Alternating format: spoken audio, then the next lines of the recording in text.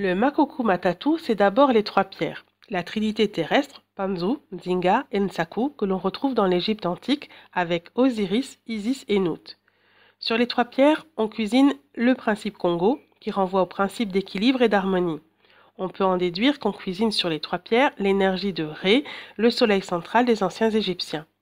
Avec cette cuisine, on permet à la conscience d'Amon, Maweja Nangila des anciens Luba, de s'incarner et de rayonner sur Terre à partir de ce que les Indiens appellent le chakra cœur, comme décrit dans ma vidéo Voyage cosmique numéro 1. Précisons au passage l'existence de Horus, fils d'Osiris et d'Isis, qui est situé au niveau du chakra gorge. Son énergie correspond à l'énergie du Muntu, l'énergie propre aux humains, qui leur permet d'être des êtres auto-évolutifs, comme décrit dans ma vidéo Voyage cosmique numéro 2. La Mat, c'est aussi une divinité de l'Égypte antique. Comme les autres divinités, ses origines et ses rôles ont fluctué dans le temps. Mais globalement, on peut retenir que la Mat est à la fois la fille d'Horus et la mère de Ré. Elle est principalement représentée par une femme qui déploie deux longues ailes de part et d'autre, ce qui rappelle étrangement la forme de la thyroïde qui se trouve au niveau de notre gorge.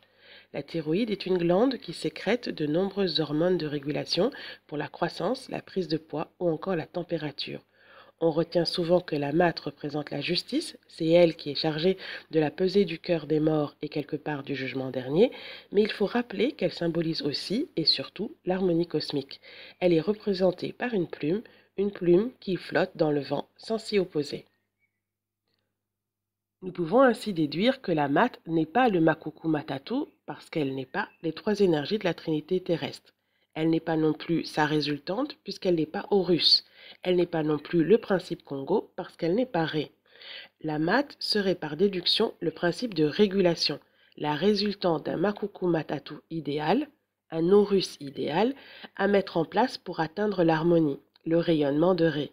La Mat serait le code secret du Makoku Matatu, comme expliqué dans le question-réponse numéro 20. Le moyen d'aligner plus vite les énergies individuelles de notre Trinité terrestre aux énergies globales de la Trinité céleste.